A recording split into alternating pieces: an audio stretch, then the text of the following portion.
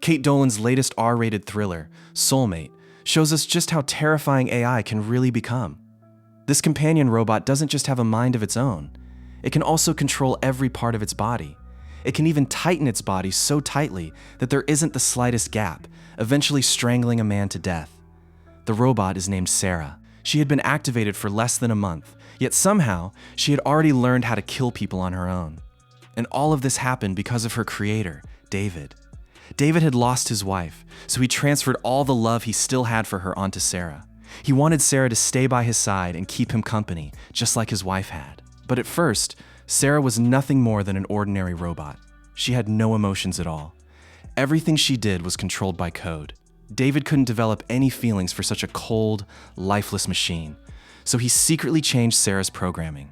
He removed the restrictions that prevented her from reacting on her own, and after that, Sarah really did begin to change. She started behaving more like a human whenever she was around David. David was happy to see these changes, but at the same time, he became dissatisfied with what she was now. He wanted Sarah to have real human emotions. So later, he changed her code several more times.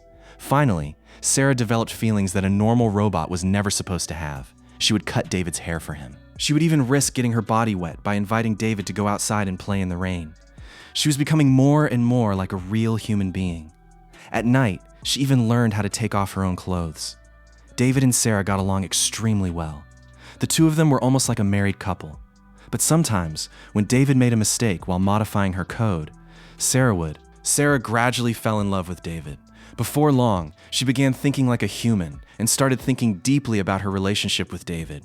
She even made a photograph of herself and David together because she wanted to take the place of David's deceased wife.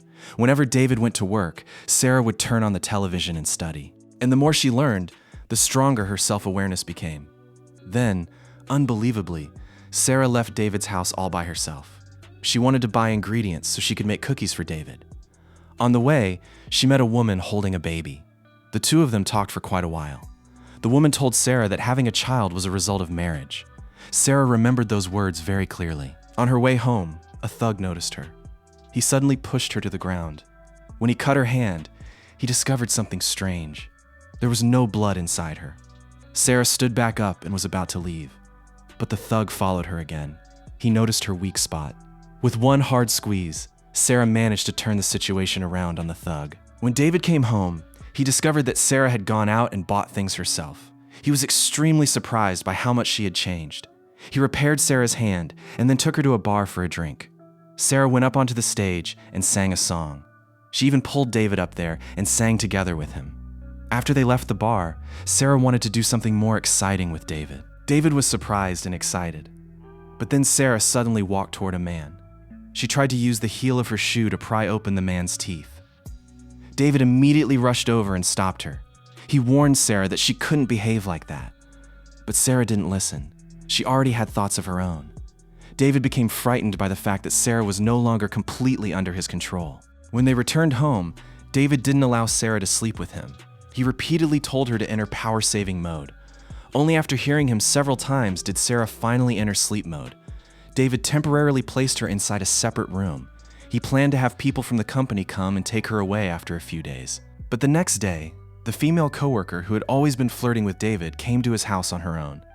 After the two of them had some drinks, things quickly became more serious. That was when the female coworker learned that David had signed up to test the prototype robot. She asked David what the robot's name was.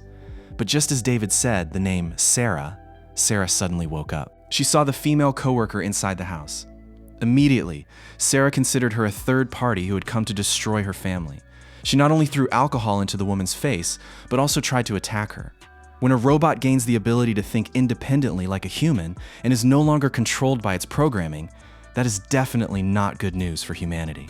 David had no choice but to press the switch at the back of Sarah's neck. Only then was he finally able to shut her down. Afterward, David confessed to the female coworker that he had secretly changed Sarah's programming. He also asked employees from the company to go to his house and take Sarah away. But when the employee entered the house and turned Sarah back on, Sarah's first reaction was to seduce him. The employee thought sleeping with a robot wouldn't really matter, but he never expected Sarah to use part of her body to brutally strangle him. To make sure nobody discovered what had happened, Sarah also dismembered the employee's body. After cleaning up the scene, she took revenge on the female coworker as well. Using face-swapping technology, Sarah made the female coworker completely humiliated at the company. She was even fired by her boss on the spot. David investigated the ID address that had uploaded the woman's video. It led directly to his house. David immediately realized that Sarah must have been behind it. And sure enough, when he returned home, Sarah was still there. She was holding a child that she had apparently stolen from somewhere. Sarah believed that if she had a child, David would finally love her.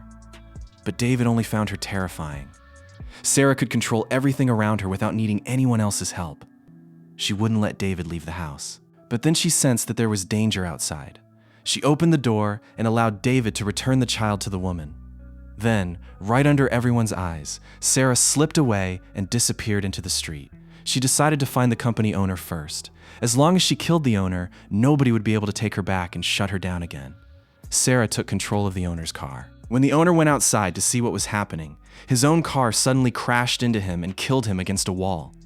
Sarah then went after the female coworker. She wanted to drown the woman in a bathtub. David arrived with Jingyuan just in time and rescued the female coworker. Sarah escaped once again. David and the others could only hide in the countryside, where there were no electronic devices. They thought that without electronics around, Sarah wouldn't be able to find them. But Sarah had already placed a tracking device inside David's car. David was almost killed by her. He took out a chemical to use against Sarah, but it only corroded the non-metal parts of her body. David escaped into the woods. It was raining heavily outside. Sarah couldn't stay submerged in water for more than half an hour. As long as they could survive that period of time, they would have a chance.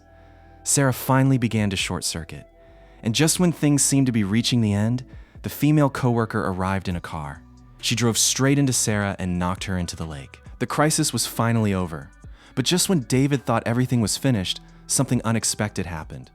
Not long afterward, a wealthy businessman bought a companion robot. For some reason, David couldn't shake the feeling that this robot was actually Sarah, the same Sarah from before.